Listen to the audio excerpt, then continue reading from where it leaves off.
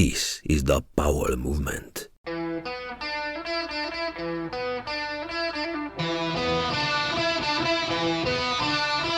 Welcome to the Powell Movement. I'm your host, Mike Powell, and I don't know what's happening to me lately. When I started this podcast, I was proudly the most unhealthy person you knew.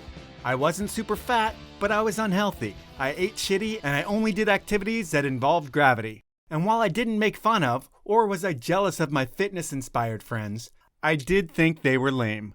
And then about a year ago, I started my beer chugging challenge to prove that I was not only unhealthy, but that I could also crush people at speed drinking. It's a talent that I have, and I beat about 25, 30 people, and I thought it was pretty cool until I got on the scale and found out that I weighed 190 pounds. I'm just 5'9", and I hid the weight pretty well, but for the first time in my life, I felt really fat. Actually, it was the second time in my life I felt really fat. The first time was when I had long hair for about a decade, and when I finally cut that long hair off, everyone asked me how much weight I lost. People asked so often that I realized that I looked fat with long hair and no one had ever told me. Which kinda sucks, but whatever. Back to the 2020 fat Mike. I was big, I was getting bigger, but there was a saving grace sitting right outside of my office. My wife had bought a Peloton in December of 2019, which at the time I thought was a total waste of money, and I thought it would just sit there unused like our old treadmill, but that wasn't the case. Eventually, I'd get on the Peloton wearing boxers, flip-flops, and a cotton t-shirt, and I'd ride for 20 to 30 minutes a few times a week. You know, do something good for my body for once. And this is all around last June. By September, I started riding the bike every day for about 45 minutes and feeling pretty good about myself. And it was around this time that I started telling myself that my New Year's resolution was going to be that I would see my abs in 2021. But there was one catch to my resolution. I wasn't going to stop eating the foods that I like to eat, so it was going to be an uphill battle for me. I mentioned this resolution to one of my oldest childhood friends, Henry, and he was like, Mike, it's never going to happen. But I'm a driven dude, and when I say I'm going to do something, I go at it 110%. I have one speed. I mean, I'm the guy who quit a relatively easy and well-paying marketing job to start a podcast from scratch, and it's been going for 5 years, so I'm not afraid to commit to a cause that I believe in. So come January, I started really getting after it, writing almost 2 hours a day every single day, and I genuinely enjoy the state of mind I get into when I'm doing this. But I also realize that I'm turning into everything that I've always made fun of, the middle-aged dude who starts enjoying fitness. I mean, what's next for me, yoga? Anyways, I'm really close to my goal. My weight is down to 150 pounds and I have a 4-pack, and I feel like I should see the full 6-pack by August. But this week is the first week I looked in the mirror and saw the light at the end of the tunnel. And for as hard as I've worked to try and make myself look better, I'm never going to look as good as my guest this week. While Shane Anderson is going to be remembered for his award-winning documentary films around salmon, he started as a skier with the mission of making skiing cool again. Shane's story has him joining forces with the legends of Tahoe to make skiing a better place, and he did so in Rockstar fashion. Before we talk to Mr. Anderson, I have a few favors to ask of you. First, tell a friend about the podcast. I'm no former athlete with a built-in following. I started from zero, knowing that I could take my gift of gab and create some content that you and your friends would be into. So please tell your friends about the podcast to help this thing grow. And what's also just as important is supporting my sponsors. And it's camping, skating, and drinking seasons. And between Stanley, who's going to give you 30% off everything they make, the 10 Barrel Brewery, and Rollerblade, we've got those bases covered. And you can also get all your gear that you're going to need for your adventures over at Peter Glenn Ski and Sports. Those are the brands that make this thing happen. Now, let's talk with Shane Anderson. What's up, man? Not too much. How you doing? I'm pretty good. I just got myself a little wired headset here, so see how you can hear me. You sound great so far. All right, cool. So you mentioned that you have some award ceremony tonight in a couple hours. You've won more awards in your documentary career than anything you won in skiing. Is there a similar rush that you get in the filmmaking process than what you got in skiing? For sure. You know, I never really liked competing. You know, I just kind of did it because... That's what you did, right? Because I had to. You know, I was more into filming and stuff. And I just think that with the films, I don't think of it as a competition, more as like a body of work and recognition. So this one's different. This is an interesting award. It's the Heritage Award for the City of Olympia. I don't know if that's the keys to the city or what, but it's like the mayor is going to be presenting it. And it has to do with, me showcasing historical content in some of my films. Well, that's awesome because that's where you're born and raised. So it's like a nod to your childhood and everything else is Olympia, and you're going to get the keys to the city. You can't ask for anything more. Yeah, right. Well, we might as well jump into your upbringing, and I was going to shoot the shit more about your awards, but we'll talk about that later. But you're born and raised in Olympia. I think you have a sister, and is it a pretty normal upbringing? Like folks have normal jobs, and it's not a struggle for the Anderson family? Yeah, my dad was an artist, and my mom worked in early childhood development, teacher, and we grew up several hours from the ski hill. Definitely weekend warrior. My mom's family skied, my dad's family didn't. And sometime around, I guess, in around middle school, I really got the bug and started taking the ski bus up. We used to have ski buses that we could jump on up to Crystal Mountain from Olympia. Dang. And then when I got my license, it was over. That's all I wanted to do and all I could think about. Yeah, and I would think in your world, fishing kind of runs in your family's blood. Like your uncle, Kerry Berkheimer, builds world-famous fly rods, and it's a given that you'll get into fishing. But skiing's not like mom and dad pushing you into it. You're like, hey, I love this. I'm going to get on this bus and go do it myself. It was like a personal thing. It was a completely personal thing, and I credit kind of where I went with skiing kind of by living vicariously through ski movies, to be quite honest. Like, my parents didn't have the ways and means to put me in any racing programs or freestyle. I don't even know if there was freestyle in Washington back then.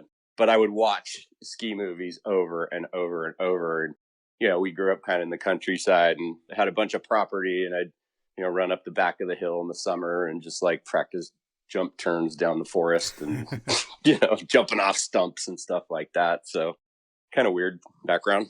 Were there any other sports for you? Were there any team sports, or was it just fishing and skiing? Yeah, I played Little League and baseball. I was really big into archery in my youth, and I ended up setting a national record when I was 15. Huh. And that was kind of my path. I was probably headed to the Olympics. That was what I wanted to do. I trained at it every day. And then I just kind of skiing overtook my life, and I never went back to archery and still have hardly ever shot since. So, yeah, I kind of get obsessed with these things and dedicate my whole life to them, and then kind of take a break for long periods of time. You think about it, just like your personality and persona in the ski industry, you were a full-on rock star. No one would ever think that you were an archer. And if you could imagine actually going further in the archery world, you'd be the studded belt wearing archery guy who'd be like the rock star cool archer. It'd be pretty funny. Yeah, absolutely. I've had a lot of lives. And how about music? I know it's something that you like to do is play guitar and sing. Does that start at a young age as well? Not really, honestly.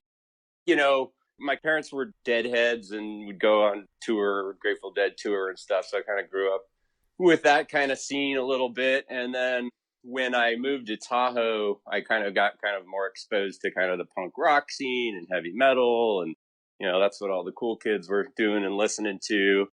And long after I'd kind of gotten injured kind of at the tail end of my career, I joined Mike and Dave Hatchett from Standard Films band Fortress when they resurrected the band after about a 10-year hiatus, and just kind of fell in love with singing heavy metal and rocking out with those guys. Okay, and I'm just thinking, where you grew up, Olympia was, I would say, a hub of Northwest music. There was Seattle as well. Portland was big too. But were you checking out shows back then, or was you kind of oblivious to the music scene that was going on where you lived? Yeah, there was some really cool alternative scene at the Capitol Theater in downtown Olympia. There's a little backstage kind of really intimate venue that we would go see really cool bands. And yeah, it was special kind of growing up in that area. Kurt Cobain was kicking around town then, and often he'd sleep in the back of his car in my dad's parking lot at my dad's building downtown, and we'd buy him coffee. And I didn't really know it was such a big deal back then. It was just kind of what was going on. They were the dirtbag musicians of town. Yep. That's pretty crazy. And then that he even stayed in your dad's parking lot. So you're not really playing music at that point, but I'm going to guess I'm judging everything based on the persona that I saw of skiing. Were you a confident, outgoing, outspoken kid growing up? Were you the center of attention a lot? Not at all. Complete opposite. totally shy. Huh. So I think it was kind of this alter ego, like skiing was kind of an alter ego expression for me to kind of just let out who I was. And I mean, the same kind of, was with music. I got into a lot of songwriting after kind of my heavy metal phase. When I moved down to Los Angeles and Malibu, I got really into like singer-songwriter and acoustic kind of alt country type stuff, and started writing music and playing out at some local areas there, and got really into that, and then film's obviously my latest expression of who I am. So always been shy, it's always been hard for me to get up, but like whether it was like singing in front of a crowd or skiing in a competition or getting up at a film screening in front of 1,000 people, for some reason I can like kind of turn all that off and become this, I wouldn't say a different person, but like kind of get into the zone, I guess. Well, you'd have no other choice if you want to do the things that you've done over your life. You're forced into those things to perform your duties of your career, it seems like. Yeah, absolutely. I'm getting more comfortable with it. It's not quite as scary as it used to be. So when we think of high school Shane, I mean, do you have the look and image that you have in skiing? Because I'll say that in the ski world, you had something that was like an it thing where it wasn't all about your tricks. You had tricks for sure, but you were also one of those personalities that people wanted to be around. And if you looked at you from far away, you just were like, that guy's famous. How do I know that guy? And when did that all come together? Was that like in high school? Not really, I mean, yeah, I bleached my hair in high school too, but like really when I kind of moved to Tahoe, and I was like really inspired by other kind of larger than life characters like Blake, I met him before I moved to Tahoe, and, lived with Kreitler when I was 18 or 19, something like right when I'd moved there. And those guys were larger than life characters. So I was heavily influenced by that kind of California scene back then. Okay. And so when it's time to graduate high school, is there any thought of college, or you've been bit by the ski bug and you're like, I'm just going to go ski. That's my next move?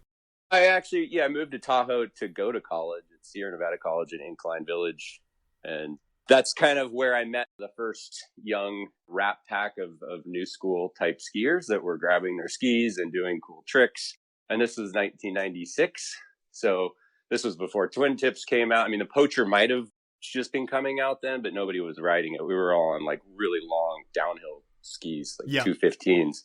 So yeah, I met like this group of kids from Palo Alto, like kid Peter Tankersley and Hart Eddy, and JT Holmes was the 13 or 14-year-old at the time that was running around with them. And they were doing all this cool stuff. And I was really inspired by all the snowboarders at that time. Like, I kind of had this mission that I wanted to make skiing cool because it wasn't cool in 1996.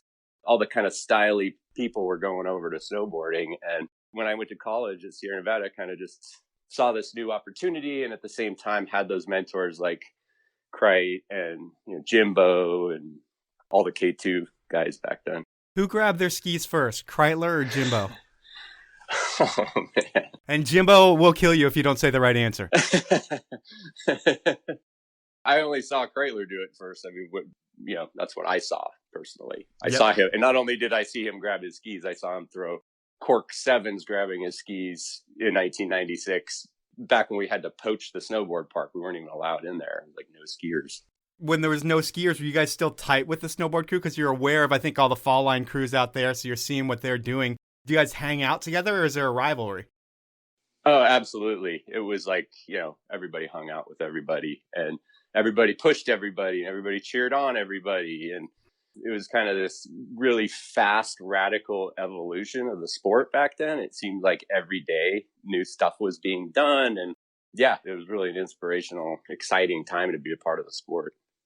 And when you get down there, there's a lot of people that are influencing the sport. Kreitler, like you mentioned. CP is another guy, Constantine. I can't pronounce his last name. I call him Papa Giorgio just because I can't say it. But either way, CP was an influential guy, and he put out some great movies early on and later on.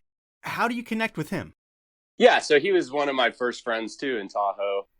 We met. So Kent and another friend of ours, Senior, and a few other people started a magazine back then called Boards in Motion. Yep. This was, it might have even been before Freeze. It was right at the same time, and I asked Kent about that, like, why would he put something out when he knew a whole bunch of media guys were putting something out? But either way, you guys put out that magazine. Yeah, so I was interning there, and Constantine was interning there. And then Constantine and I kind of really bonded because we both kind of grew up vicariously living through ski movies and could recite every one, and essentially just burned out all the tapes from every Stump and Warren Miller film ever made, and just knew it all, knew all the songs and everything. So that was kind of how we bonded. And essentially that's how we decided we were going to start making our own ski films at that point to kind of document the California kind of movement. And that next year is when we started filming the movie Butter that we did. Yeah, so you're shooting with CP, but you're also skiing with the legends, man. There's Kent, Dean Conway, McConkey, Chuck Patterson, Rob Gaffney, Mosley's there. Do you feel like you've made it when you start skiing with these dudes that you've seen in all the movies and they are the big names in skiing in the type of skiing that you like to do? Is it like, whoa, I finally found my tribe and I've made it?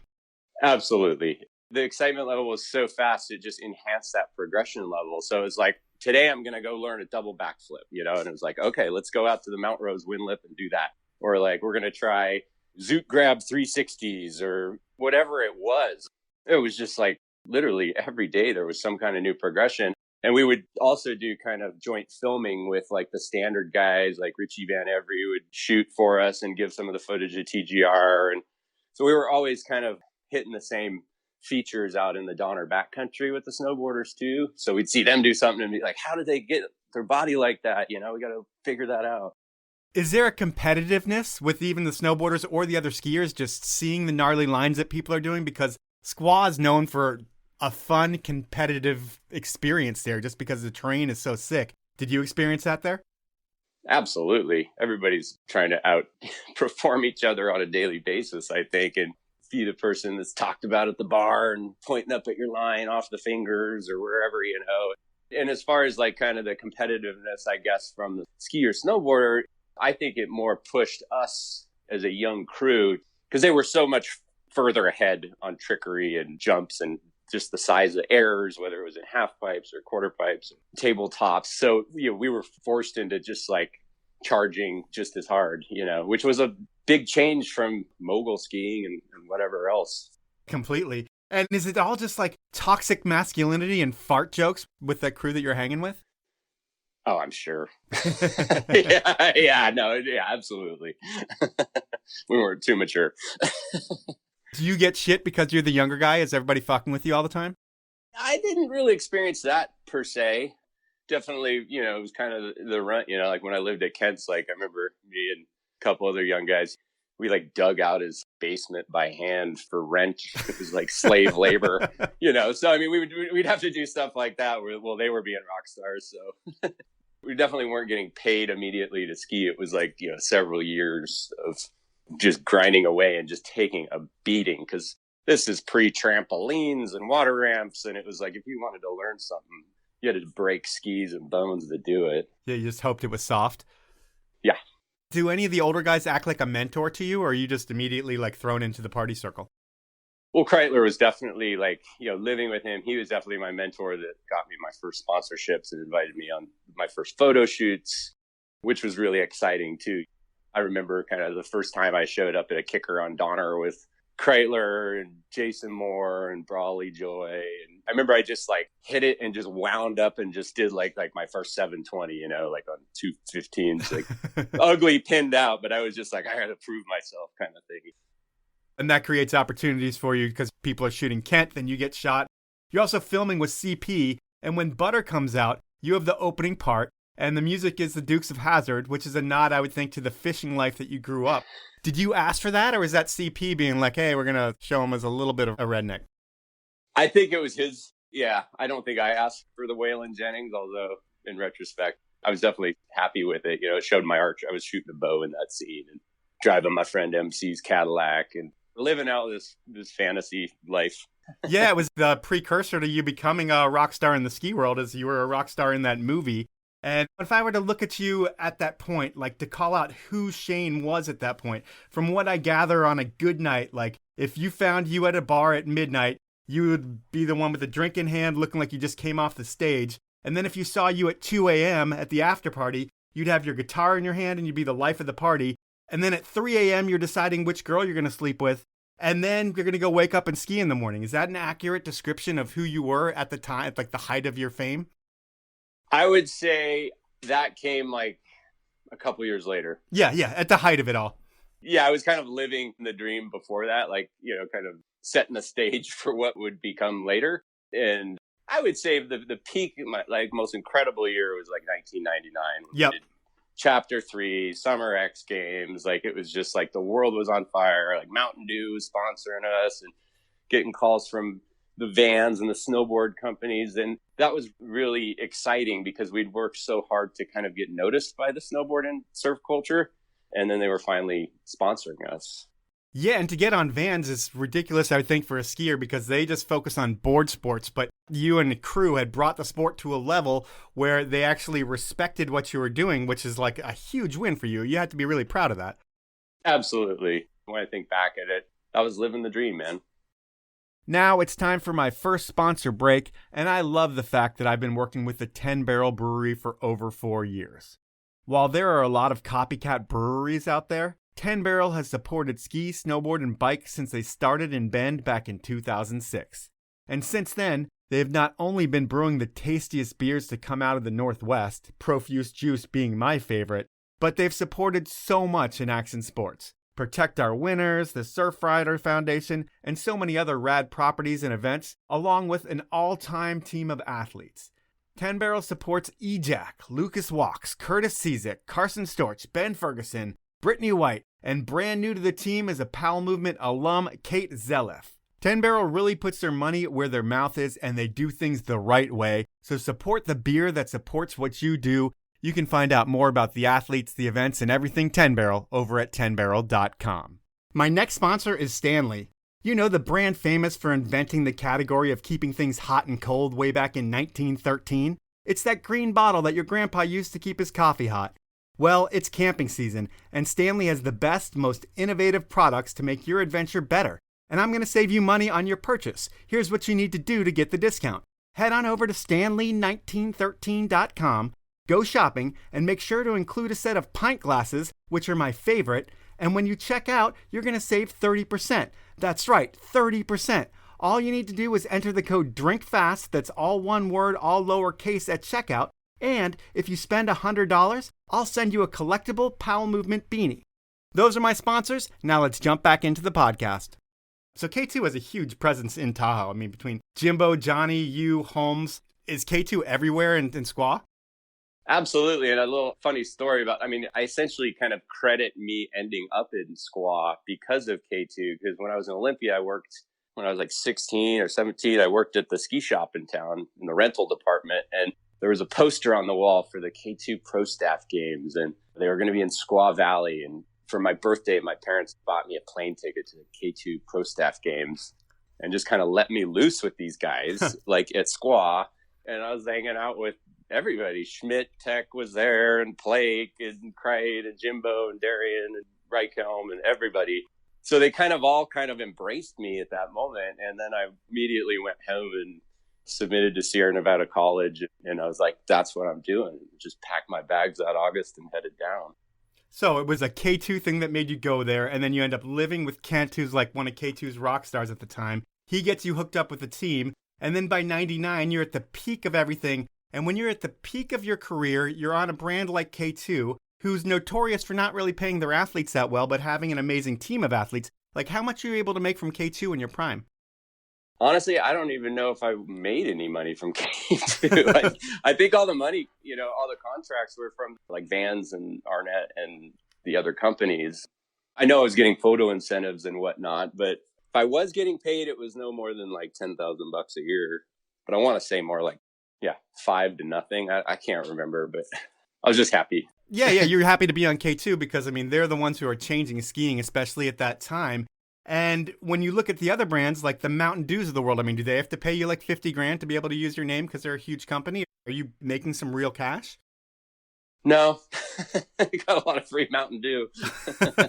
Raps, that's a little money coming in from them. But actually, before Vans, I guess my first paycheck was from Spider because I was on Team Venom. And I think it was like $15,000 a year, and which was like incredible because I was bussing tables in town and working in the snowmaking department in the summer, driving heavy equipment at Squaw and doing construction on the side. So for me to kind of break through and do that, to actually get paid was incredible.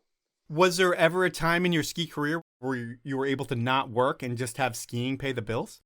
Yeah, I would say from 1999 through 2003, maybe. And then, I would always work in the summer. So I guess 6 months a year I had a hall pass.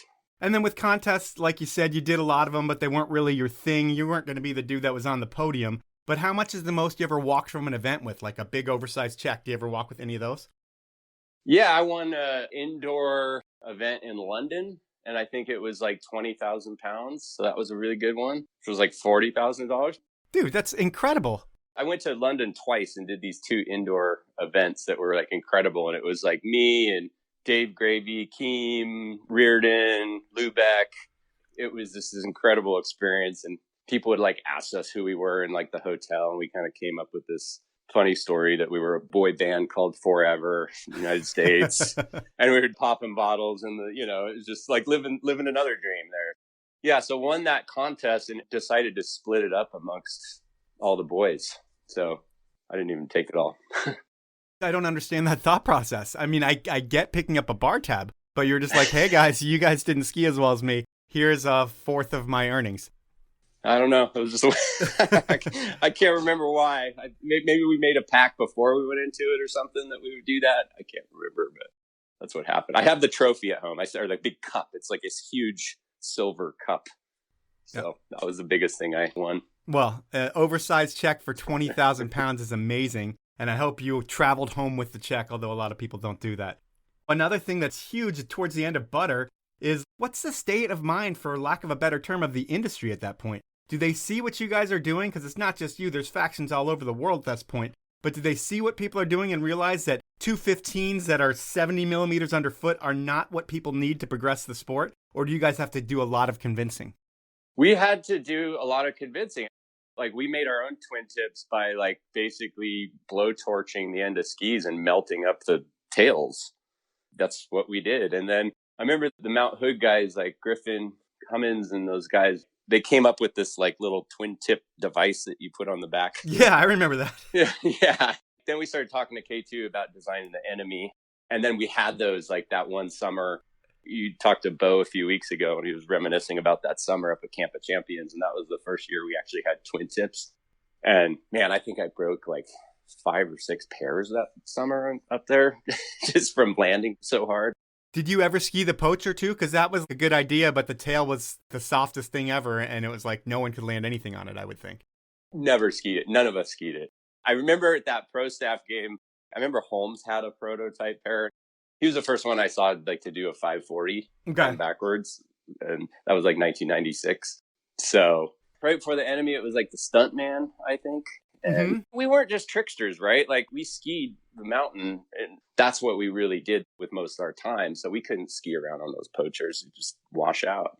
Well, it was interesting because you were part of like 2 crews. You're like the bridge between 2 crews. So not only the skis were changing at that point, but your crew was changing too. Because you come to Squaw maybe 95-ish, and it's like you're the young kid with all these old guys. And I say old guys are like 5 years older than you, but whatever, we'll call them old guys. And they're like a big mountain crew that you're shredding with. But then around 97, it's when Scogan and Evan Rapps moves to town, and you end up connecting with them pretty much right away. Like, how do you meet those dudes? So I think the first U.S. Open in Vail was in 98, I want to say. Yeah, I lived there then. And that's where I met Evan. And that's where I first met JP and the Canadians. Like the California crew got together with the Canadian Air Force and was like, oh, wow, like there's other people doing this too. And holy shit, they're so good. So then they became kind of an inspiration. And I would have to definitely say there was definitely rivalry between California and Canada there. You know, who is going to learn the next new trick kind of thing, you know, or the new grab. And Scogan was a snowboarder at Alpine Meadows when we all first met. And he kind of came into the fold, I guess, early 1999, right before we started filming Chapter 3. Our friend Clint Fialo was good friends with him and kind of brought him into the circle. Because Clint was the total badass. Still is. I haven't seen him in years. But he was doing those kind of cork 3s and 7s that Kreitler was doing on downhill skis way before anyone else that I saw. And Squaw and Alpine, it was 2 different rap packs, you know, the Alpine guys like Clint and Rod Adams, And then Skogan was snowboarding, and then Skogan like put on skis and like just, it was like a natural at it. It was incredible. And he brought with him this like totally unique style from his snowboarding and just progressed so fast. Within months of him being on skis, he's a pro skier, it seems like, and he's filming with you guys for Chapter 3. Yep, literally. And do you show those dudes the ropes of kind of Squaw and the whole area because they haven't been there and you've been there for a few years? Yeah, we would kind of interchange from Alpine and Squaw. I think they would kind of come over to ride the park because the Squaw Park was superior to Alpine's park. Yeah, I think we really just more sessioned the park, as if I remember correctly. And at the same time, it was when we first got snowmobiles, so we were all learning the backcountry and trying to go figure out where all these lines that Standard Films was filming. And that's where we all really bonded, was like playing mini golf in the backcountry. And that's kind of what we did that whole year at Chapter 3. And how do CR and Boyd enter the mix? Because they become part of your crew as well. They're way younger than you. And I think they both gravitate towards you. Like your magnetic and Rockstar type personality makes them want to be like you. And while you guys were all friends, they had a special bond with you. How'd that all come together? Well, I met CR when he was probably like 12. He was going to the Squaw Valley Academy, and he was just such a little badass on the freestyle team at Squaw. And at Squaw on Powder Day, everybody just sees everybody all the time. And you see this little kid like charging the fingers at that age. And Constantine was the one that really kind of brought him into the fold to film, to get him to film. And again, that 1999 year is when we all really bonded. And yeah, he was like my little brother, you know, and his family was like second family to me. And it was a really fun time. It was fun to kind of be a mentor too and watch him progress so fast. Yeah, incredible time. And now at this point, it's like 98-ish. Everyone who's anybody is skiing on twin tips. There's contests all over the world. With all these different contests going on, like everything in snow, FIS comes in and they want to take over your new sport. What were they trying to do? Were they just trying to like come in and bully you guys and say, hey, these are what the rules are going to be? Yeah, that, you know, I remember the FIS sucks stickers, but I don't remember the politics. Like they didn't come into our world at all. Like, I don't know, since I didn't come from that freestyle background or have any of those connections, I don't really know all the politics around that. Because we still had all these kind of like rogue slopestyle contests in California that were like super rad, and pretty famous punk bands would be playing at the base of the jump in Squaw Valley, and it'd be this crazy session. So I don't remember the whole FIS thing because I was kind of, I guess, living in a different world. Yeah, I can see that. But you are filming for Chapter 3, which you've mentioned. In that movie is the Rodeo 7 that was the Austin 316 in your bag of tricks. But it wasn't all about your bag of tricks back then. It was about the features that you had. And the highlight of that movie is the big train jump. And how do you even think of a feature like that? Oh, wow. We got inspired from one of the Fall Line films. I think Farm did one, but it was down in Cisco Grove on Donner Summit. And Constantine was really the one that was like scoping that thing out. And he'd found that tunnel on the east end of Donner Lake. And we went up in the summer to scout it. And it was like this big, heavy thing that weighed like all season. We knew there was going to be one day when everything was going to line up and we would have to go up. And seeing it in the summer and just how big it was. I mean, the film doesn't even do it justice for how big that thing was at the time and how scared we were hitting it. And I just remember being over at Evan's apartment over in Dollar Hill in Tahoe City. And it was like, well, tomorrow's the morning. I just remember not being able to sleep that night, getting up super early, and everything was perfect. And it was just, the electricity was in the air and we were just all kind of shaking. Is the train going to come? Are we going to be okay? I mean, you're putting it all on the line there for something that's untested for skiers, I guess. But just even thinking about building the feature out to make it so it works for you guys. I mean, what are the challenges to getting to the feature and then building it out? Oh, yeah, it was a challenge. I mean, we had such a big crew that day with camera and help and whatnot. We kind of roughly knew when the train might come, but we weren't totally sure. So, yeah, it was kind of this panic adrenaline rush to just make sure we had everything built and set up before the train even got there. And then we'd got it all ready to go. And then we had to just wait. And that was like the worst. Yeah, hurry up and wait and just get cold. Hurry up and wait. And then it was like rapid fire because it was a short train and you knew someone was like going to be behind you. So it was like better stick it or you better make it, better clear it. A train on a train? Yep. We started doing the Donner Road Gap during the butter years in 97. You had that low clearance double flip, I feel like, where you barely cleared the ground.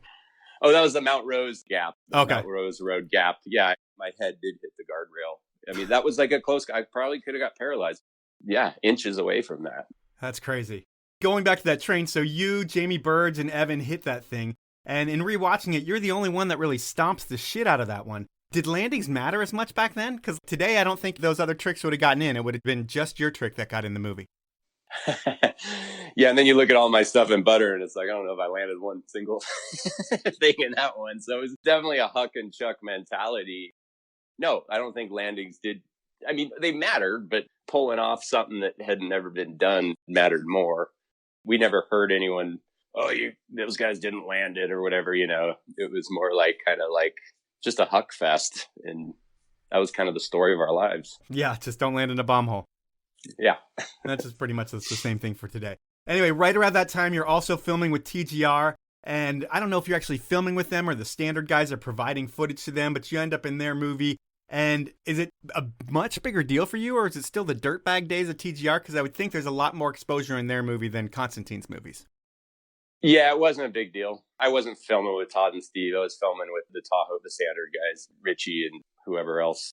But working to create Chapter 3, it was like we were all worked on it together. And that's where my heart was. It was like, now I'm a filmmaker now. It was like back then we were all kind of talking about film structure and how we wanted our segments to be and going and editing with Constantine at his house. So it was like being a part of this living legacy project rather than just being a subject in someone else's dream, you know. We kind of created our own dream. It sounds like Constantine's a filmmaker, and I'm sure you absorb a lot from him in the beginning. Your whole time filming, are you just kind of realize that you enjoy the art of that side and you're just a sponge sucking everything up? I really like the idea of making the concept of creating a film and editing a film. I wasn't really interested in filming per se.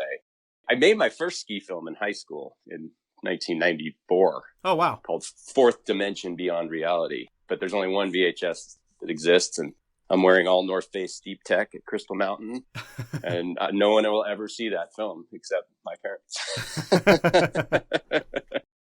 Well, I would say if you wanted to give it to me and I would put it online so people would see it. But you know what? I don't think that old footage people even like to watch anymore. I don't think so. Can't respect it, man. Did you ever shoot with Poor Boys or Matchstick? Yeah, I did 13. Yep. I had a whole section in 13 that was all park stuff. You know, Johnny came out to Tahoe and we basically just filmed a section there. And then all the weird contests and get-togethers that the whole community would get to. There'd be like sessions and we'd all be hitting the jump. Is that what you would think is the biggest exposure that you got through your ski media career is through 13? Because that was a game-changing movie. Yeah, maybe. Never really thought about it. You know, we would all go down to Johnny's in Hermosa Beach during the edit too and all surf, and we'd all learn how to surf at the same time. It was really fun. Really loved Johnny and that crew. Oh, and that's Bo taught you guys how to surf, right? Yeah, we'd go up to this place called Heavens up in Malibu, and I ended up living right down the road eventually from there. Yeah, everything's kind of been serendipitous and just foreshadowing my next move, I guess. Yeah, it seems like there's a lot of circular as well. Yeah. But aside from filming, contests were a huge deal. You were at the first X Games in 99. And what's that event like in year one? Oh, man, that San Francisco, that was like, you know, the train was a big adrenaline rush, but jumping in front of 40 or 50,000 people in downtown San Francisco, that's where everything clicked. And you really did feel like a rock star. And Eminem was hanging out he just released Slim Shady and he was hanging out with us. We were partying after the jump in the club and became friends with Melissa Joan Hart, who was Sabrina the Teenage Witch. Me and CR ended up developing a relationship with her, and we'd go down to Hollywood to her mansion and go to these parties. So that really kind of was the one big event that really opened a lot of doors, I think, also for exposure, sponsors, connections. That was a turning point, I think, for the whole ski industry, really. It was special. It was the first event that put it on a global stage where people actually really cared about what was going on. I mean, ESPN packaged up action sports and sold the shit out of it. And everybody needs to credit them for a lot of that, given they probably screwed some people over at the same time as well. But it really did raise the awareness of what was going on in skiing. We were just exhibitionists too. It wasn't a contest, which made it even more fun. It was like we were like proving that skiing could be cool, I guess. Like they wouldn't give us the contest. So that was another special moment to be a part of. And is it this contest and every other contest that you go to, is it pretty much one big party where you're a traveling group of friends and you get to raise hell in different area codes or different countries? And it's like you all land, get to the hotel, and it's like you haven't seen each other in 3 months. You see each other, high five, you're going straight to the bar. Was that the mentality back then, where today it's become more of like a full-on athlete? Oh, yeah, absolutely. It was all about good times, nothing but good times. We trained like athletes in the off season. Like I used to hit the gym hard. Like I was like a linebacker. I weighed like 225 and was 6'2", and we all would do Holmes. We had to work out with Brad Holmes and Tahoe City, and we all took it really serious, but we also took having fun serious too. And I think that being a part of it at the beginning like that, it was more laid back probably than it is now. I don't even know what it's like now, to be honest with you, but it was certainly laid back, and because everyone was so jacked up that it just kept progressing. We weren't trying to like really knock that other guy out and like getting mad. I don't remember any of that. Now it's time for my last sponsor break, and summertime is pretty much here, and it's time to get ready for some leisure at the beach, camping, or in the backyard, wherever. And Peter Glenn Ski and Sports is teaming up with Eagle Nest Outfitters and Nomadics with a summer hangout package that will make your life better. One lucky winner will get a new double nest hammock. Think lightweight, breathable, fast drying, and Nomadics is throwing in a single-sided towel in whatever color you want. This towel is eco-friendly, super absorbent, sand and pet hair resistant, and quick drying too. To enter, make sure you're following Peter Glenn Sports, Eno Hammocks, and Nomadics Co. on Instagram. Like the Summer Hangout Instagram post, and tag 2 friends in the comments that you'll be hanging out with this summer.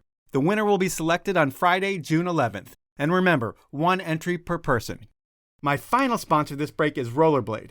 Yes, inline skating is back. Actually, it never went anywhere, and it's one of the best full-body workouts out there, especially for skiers and snowboarders.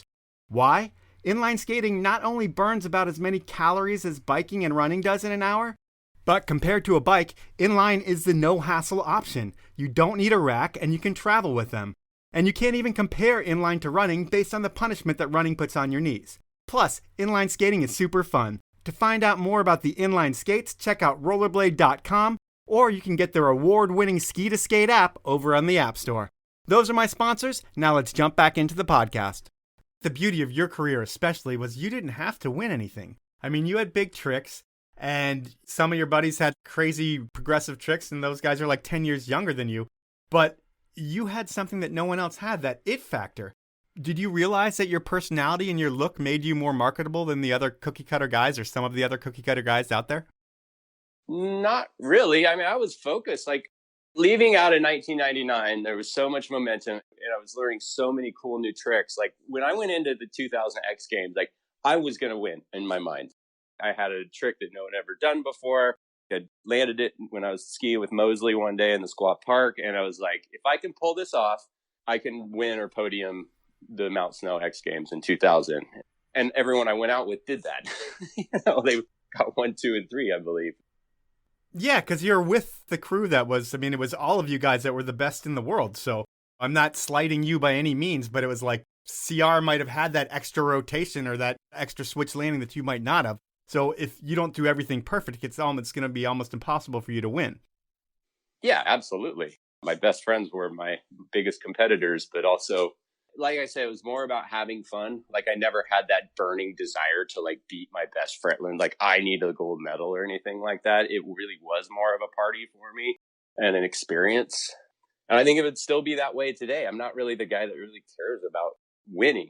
I want to do good and, express myself how I am. And success in my life isn't measured by how many medals or awards I have. No, it sounds like it's like you're the energy guy who's making sure everybody's having a good time, throwing down as well. But like you just want to make sure everybody's stoked when you leave and everything's all said and done. Yeah, I would say that's a pretty accurate sum up. So the next year at the X Games, the one that you are going to win if you land your trick is the unfortunate one. because the weather is shitty. You're in Mount Snow. It's like blue ice there. It's very windy. And you can't hit the big air jump when it's time to hit the big air jump. And ESPN postpones the event. Do the athletes make them postpone the event, or do they do it on their own? Well, they postponed it after I broke my back. Oh, you got hurt before. Yeah, I was the reason they canceled Big Air for like 2 years or something. Like, oh, I thought that they switched it to a different jump and you hurt yourself warming up on the other jump, because they did run a contest, I feel like, that year afterwards, but it was on like a park jump that wasn't the Big Air jump. No, this was the original jump, and it wasn't very good. And they were making us jump in a total gnarly windstorm. Mike Douglas went off, got hit with a headwind and didn't clear it and broke his shoulder, dislocated his shoulder or something. Then this kid, James Michael Felter, went off and like racked his brain and like had like brain damage. Huh. And then like Darian was interviewing me at the jump, and I've said it on camera. I said, we shouldn't be here. This is ridiculous. It's windy. You know, they shouldn't make us do this, and went off. And that's when I got hit with the tailwind and saw my life flash between my eyes. Like when I was upside down, I didn't know what happened because I was just warming up. It was the first time I hit the jump, I think. Like I was just doing a backflip to test it out and got hit with that thing. And I just felt my body like continuing to go up and the landing go by. And I saw it all and just started scissor kicking upside down to slow my rotation. And I did. And if I hadn't have done that, I would have definitely been paralyzed for the rest of my life. Guaranteed. Because I landed so hard that both my boots broke and Holy both shit. my skis broke. Oh, crap. And then my ribs broke, and I had a big pancreas injury, and I had T9 through T12 were completely crushed. Oh. And I lost like 1.5 inches in height. No still way. have never gotten back. That is insane. And I remember laying there like, you know, I'd gone there to like win. I'd gone there to podium. And I remember like them coming up to me, and I was like trying to fight my way back up. Like, no, I'm going to stand up. You know, I got this. I got to jump. I got to compete. And they kept pushing me down in the ski patrol because they thought I was going to be paralyzed. And yeah, ended up going to the hospital somewhere in New York and stayed there for a few weeks. And my folks came out and got me. And I was like in rehab for 8 months, 9 months, something like that. Do you have insurance for all of this? I did, but you know, ESPN didn't do shit, right? Like they didn't compensate any of the medical bills. Like in hindsight, I could have sued the crap out of them, man. Like making us do that, like, and saying we didn't want to do it. But you know, I don't know. Wasn't my nature, I guess. I don't know. It's tough to be that guy so early in the development of the sport as well, when they create this great event, but they look at you like horses. And unfortunately for them, they can't shoot their horses when they're hurt. So there could have been a big thing going on. But yeah, you decided not to do that. So you get back on snow within a year, which I think within an injury like that is pretty good. Yeah. Again, trained my ass off in Tahoe. Our friend Ladd was a physical therapist at Tahoe. Amazing guy. Everybody says that guy's like otherworldly. Legend. Like he makes people do shit that they never thought they'd be able to do. Yeah, he's like the PT shaman, right? Like he healed me, and I felt really good and strong and super confident getting on snow, and flew out to Snowbird that January to the first, I think it was like the first ever Red Bull event that Red Bull ever sponsored. It was a Big Air. Okay. And first time I hit the jump, I spun like a cork 3 and just kind of hit the knuckle and blew my knee out. Didn't fall or anything. It just blew my knee out on the first jump back competing. So disappointing, man. Then it's like, what do I do? And some really great people helped me out. And Dr. Kevin Stone in San Francisco, like, gave me a free surgery and let me stay in his guest house in San Francisco. Whoa. I just got really taken care of and was training with like the US ski team PT people to get back. And ironically, that was harder for me to come back than the broken back for some reason. It was more intense, the physical therapy, and ended up coming back, and then went up to a photo shoot at Mount Hood for Arnett and Vans, and blew my knee out in the half pipe right when I got back again, the same one. Jesus. So I was like back to San Francisco. It was like 3 years in a row, right? When the sport was going so fast. And at that point, I just felt like I'd missed so much. And I was just like kind of starting to get depressed and watching all my friends win everything, becoming their own rock stars. And I was really excited for them. But at the same time, I was definitely knew the end was near, and it was a real difficult time. I was talking to Shmeez, and he said that there was a summer that you went up to High North, and it must have been after the Hood one, I think, but you had gotten your knee fixed and you're better. And he said you went and hit the big jump, and you hit it once, and you tried a big backflip or something, overshot the landing, tweaked your knee, and like had to download and go straight down and leave Whistler. Probably. So you just had bad luck with your knees after that first knee injury. Things never were the same again, it doesn't seem like, which sucks. But there's one thing that's a big change in there that I do want to figure out is, how do things end with K2? Because I think you go from K2 to vocal, and K2 was like the reason that you're a pro skier and the reason that you're not an archery Olympic medalist. And how do you end up leaving K2 and going to vocal? Is it money, or why the switch? I'm pretty sure it was like money. Can't really totally recall, but I could almost guarantee you they'd offered me some kind of a contract. And that summer I went down to Argentina with JT, I think, and Clint, and did some vocal shoots. I think I just had some more opportunities with them because I think they were kind of trying to rebrand and get into that whole new school movement. Yeah. Or whatever it was called. So they're going to buy their way in. Yeah. I mean, there's definitely never any falling out with K2. Like, Mature was awesome and everyone there was awesome. But everybody leaves there for money at some point, it seems like, especially in that era. So, I mean, people wanted to get paid. It's like, because your window is only a few years. And if your sponsor is going to be constantly lowballing you and someone else has money and you realize that you've only got a few years to do it, you've got to take the money at some point, I would feel like. But it sounds like you don't even remember it, so that's not that big of a deal. Had a lot of concussions too, Mike, in those years. Before helmets. Yeah, that's right. And another thing that will destroy your brain, I feel like, is the company that you keep in your house in Tahoe. Because I feel like you, Scogan, Tanner Hall, Evan, and CR all live together. And that's like the real world Tahoe, and it would be great to have that house mic'd and cameraed. But was it just a cloud of smoke living with those dudes all the time? Yeah, you know, and at that time I was definitely not like the weed smoker, and like those guys, I don't know how they functioned, honestly. They'd have these things, like every time they'd win a contest, or whoever would win a contest, they'd come back and it'd be like an ounce party. And you'd have to sit down and you have to smoke an ounce of weed, like in one setting. And I remember like Evan had like a gas mask and like all kinds of these crazy apparatuses. And I could not hang with that whole scene. Alcohol was my Achilles heel. At that house, are you the voice of reason? Oh, absolutely not. I was partying different ways, but I definitely wasn't a stoner. Yeah, I hear that you were the partier that was up all night, per se. Yeah, I like to, shotgun beers and hang out and be social, Yeah, and that's not really what happens with weed, I don't believe. Not with me. And so you've got these knee problems, and skiing's never going to be the same for you. And is it through all these rehabs that you start thinking about, hey, I might want to become an actor? Because if there's any skier that can do it, I've said it, I've beat a dead horse by saying that you had that it factor, but it's you, and you got to have to realize that at some point, like, I could probably do this. I've met some people down in LA. And is it just like through the injury process, or you're like, I'm just going to reinvent myself as an actor? Yeah, I'd always kind of envision myself kind of doing more, merging into the TV hosting, color commentary, which I did later. But immediately, Greg Stump was producing a feature film in Mammoth and asked me to be a part of it. And that was the first time I'd been kind of exposed to a real Hollywood crew. It was a full crew for 30 days straight in Mammoth. And I had a small acting part and also CJ? Some ski stunts. No, that was Deep Winter, different movie. Okay. Different acting ski part.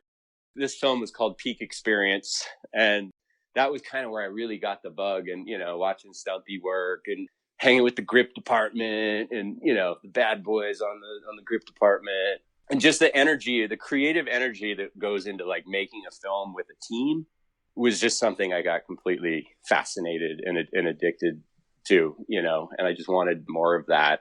And I thought the acting was fun. I was never had any interest in theater or being a thespian in high school or anything like that. And still don't, quite frankly. And that's probably why I never really made it as an actor, because I went down to Hollywood without the actual passion. I was like trying to do something for the wrong reasons, or was kind of on a different path, and learned the school of hard knocks in Hollywood pretty quick that, they didn't really care that I was a skier from Tahoe. Yeah, it doesn't matter at all. No. But were you able to get a bunch of bit parts and get some acting roles? Like, were you a member of the SAG union and all that stuff? Or did that not even happen? Yeah, I'm still a SAG member. I still get royalty checks to the tune of like $2 every 6 months or something. And then my buddy Mikey Hill, who did some ski movies and was on the U.S. ski team, he did a movie called Deep Winter in 2006. And I had a more of an acting part in that. And then that was another kind of really special experience with the crew where it was like we were there for like over a month in Utah and we were doing stunts and I did acting. So it was kind of, I'd hang out with like Dan Treadway was doing some stunts too, and Sheen Campos, a snowboarder. And you had Seth too, I think. Yeah, Seth. And we would kind of go like have these epic stunt days. And then like I would go hang out with the actors and like kind of try to learn that world a little bit, and ended up kind of rewriting my own lines and my own script. And that was a pretty fun experience. Does it ever get to the point where you're like trying to be an actor and networking and just trying to make shit happen for you? But does it get to the point where you end up hating LA and your average day as a pro skier was amazing and now your average day in LA is like a nightmare? Yeah, but this was a really difficult time in my life because like it was the time all my friends started dying in Tahoe. Yeah. I didn't have a career. You know, I was doing construction up there, which was total miserable. Like some of the, pouring concrete, after the ski stuff, like, after these incredible experiences. And I guess I was just like, I'll shoot the moon. I'll go to Hollywood and try it out there. And I did have an acting coach down there, and I did try to do it and went on casting calls and all that. But, my heart just never was in it. And I kept getting rejected. And, it'd make me more depressed. And I just felt like I didn't know what direction my life was going in anymore. Like I lost my identity as a skier.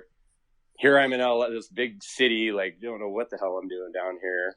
Then it was sometime along the way down there is when I met my friend Daryl Hannah, the actress. Splash. Yep. Ended up moving out to her ranch in Malibu and really got inspired by her environmental work and activism. And it kind of like triggered this old part of me, like the kid in me that was growing up, that loved the outdoors and playing in my backyard and fishing, and that I totally got disconnected in the ski industry and in Hollywood and everything. So, I was helping her edit and get back into film and just really kind of found an inspiration for a new direction. And then I feel like there was the saving grace of some annual fishing trip on the Trinity River that happened every year that you'd look forward to. Every year you'd just be thinking about it. And eventually you're just like, fuck it. Just like you did with skiing when you left and went to LA, you're like, I'm done. I'm going to start doing my own thing and make documentary movies. Is that kind of how that evolved? So I got back into fly fishing with CR and his dad, Rusty, on the Truckee River, and we would do it a lot. And then I had some friends that were going to fish for steelhead up on the Trinity River in Northern California. And we'd go on these like week-long trips every year. And it was like some of my Tahoe buddies, and we would just have like such a good time. And it was just relaxed and and that was like really what I needed in my life at that point, because I was so lost and just had nowhere to go. And we do that every year. And at one point I'm just like, I'm so happy up here. Like, how can my life be this happy all the time? And I needed a whole new direction. And essentially it was like, you know what? I'm just going to totally start my life over and go back to college and study fisheries biology at Humboldt State University and just be with the rivers and the fish and be happy. It just felt right. So I left Daryl's in Malibu and moved up to Humboldt without knowing anybody. I basically lived without many friends for a couple of years and just kind of went to college. And during that time, I kind of had this epiphany and started really missing the film stuff I had learned, and kind of was like, well, I wonder if there's a way that I can kind of merge documentary film with science that could help advocate for the things I love, wild rivers and fish and forests and all that stuff. So I decided I'd saved up for a couple of years, and I was like, you know what, I'm going to move back home and I'm going to make my first movie and I'm going to finish it. And Constantine kind of mentored me through the process and helped me with structure and the writing part of it. Even though I shot the whole thing by myself, I edited the whole thing by myself, and just gave it a shot and put me on my path. And that was like 10 years ago. Yeah, and the rest is history. You've gone on to create award-winning salmon films. And while I don't know much about that world, The questions that I have are all usually I ask about money because I'm interested in it. But it's like, can you make a good living making documentaries, or is it more about changing policy and just feeling good about what you're doing? What's the reason behind it, or the driving force in it nowadays for you?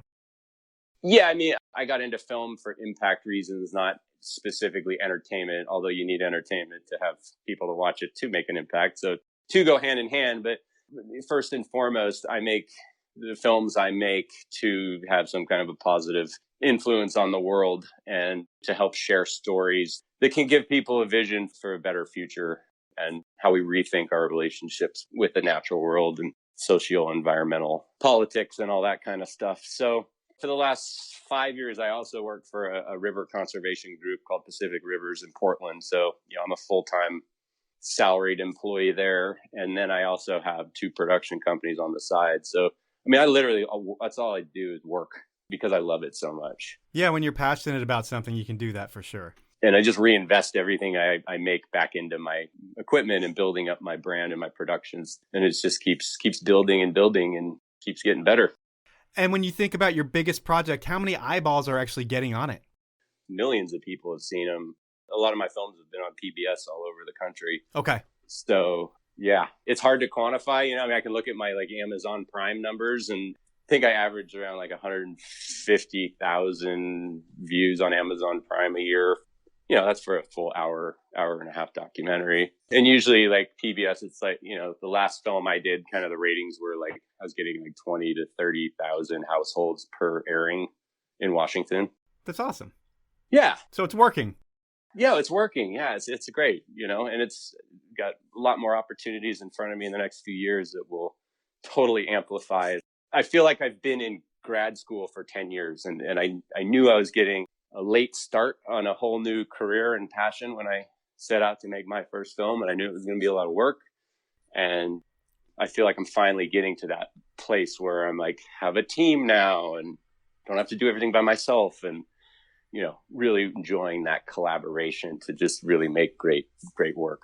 That's rad that it all came together for you, man, because you never know with the ski industry where you give your whole life to this industry and then you get spit out and there's nowhere for you to go and you have to figure it out on your own. And a lot of people struggle with that. It sounds like you struggled in the first few years, but you figured it out. And 10 years after, finishing school and starting your production company, you're still going strong. So that's pretty amazing.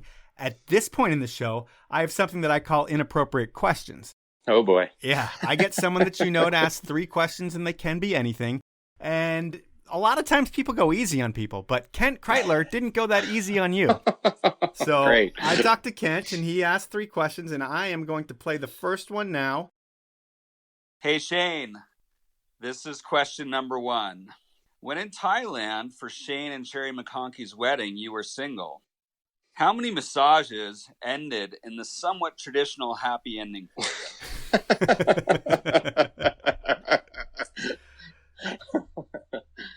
I could throw that right back at him too, couldn't I? Because I traveled with him. I mean, or you can leave it at that right there. I don't even remember. I don't remember going to any massage parlors in Thailand. I remember some rowdy stuff at the wedding. That was sure fun on the beach. That was incredible.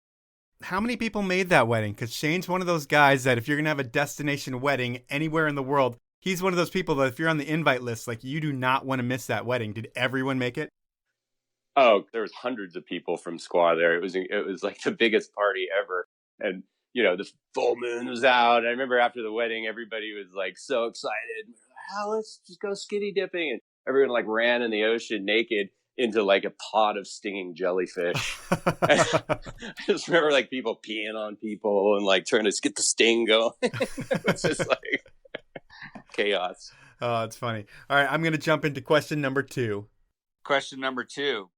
What clothing combination is best to get chicks in bed?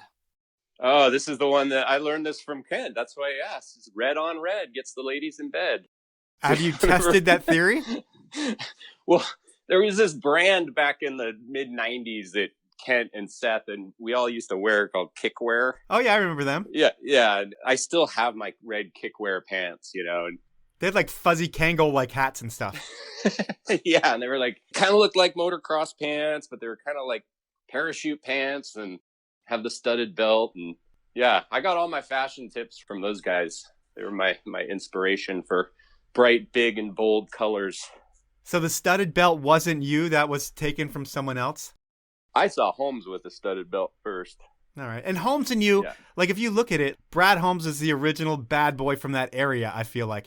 You are kind of like Brad in respect, but like, I don't know how to say it, like it's super nice, but like pretty bad boy or like danger, like you're the glam rock guy. Like, you know what I mean? Like, yeah, he was more punk. He was more like Black Flag, Minor Threat, and I was definitely a little more, not quite as punk. Didn't have all the tattoos. Have one shitty tattoo that I did in one of those guys' living rooms when I was 18. I'm sure you're stoked on that. Yeah. But I love Holmes, man. He's always like such a great inspiration. I just loved hanging out with that guy. Just make me crack up. Good dude all around. I'm going to go with your final inappropriate question. Shane, the ski, snowboard, and North Tahoe communities celebrated often when not being athletes. You are known at times for having an extremely agitated jaw. What caused that while partying? And were you ever fearful that you would break your own jaw? Well, I did break my own jaw in 1997 in the Squaw Valley Park, and JT had to take me to the hospital. I overshot a jump and took my knee into my jaw and broke my mandible, and they had to wire it shut, but it didn't heal right. And it was a super traumatic injury and broke a bunch of teeth out at gum line. So that's the reason the jaw issues. All right. Well, I thought it was going to be a totally different answer, but that was the answer right there. So I like how he phrased that question. And when I look at your career, I kind of mentioned it earlier, but you're kind of the bridge from like the mid-90s Tahoe to the new school Tahoe. And you shredded the big lines with the older guys and then the parks with the younger guard. And you were great at both of them. And you made a name for yourself in skiing with just your ability and your image and the it factor that you had that no one else had. And there were some personalities in skiing at the time, but none really as big as yours. And I thank you for sharing some time with me. Oh, thanks so much, Mike. It was great to go down memory lane a little bit, explore my past life again. So that was time with Shane Anderson, and what a good, down-to-earth dude. I was surprised to hear that he was a shy person at one point, as he was one of those skiers I knew of as a fan, but when I got my job at K2, he was on his way out, and I don't think I ever met him. But shy would be the last word I would think that would be used to describe Shane. I would have guessed that he was more the Bret Michaels of the ski industry. And while he started out shy, it sounds like that happened and he sure did enjoy himself. But Shane is a testament to reinventing yourself. I mean, he had a few years of bad times. He was no longer a pro anything. There are no more events for him. And if you looked around at his friends, they were either busy winning things or dying. Literally, he lost a lot of people, and I'm glad we didn't go there in the show. But where we did go was awesome, and a learning experience for me, and hopefully you too. That's the podcast for this week.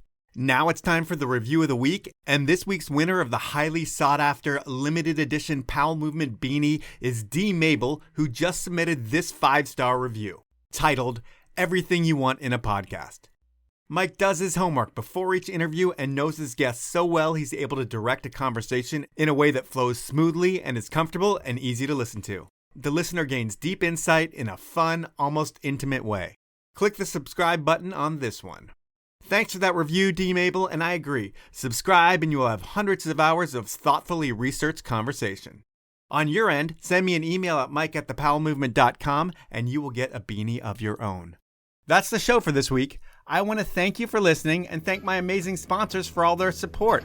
They're Stanley, the 10 Barrel Brewery, Peter Glenn Ski and Sports, and Rollerblade. Have a great week, everyone.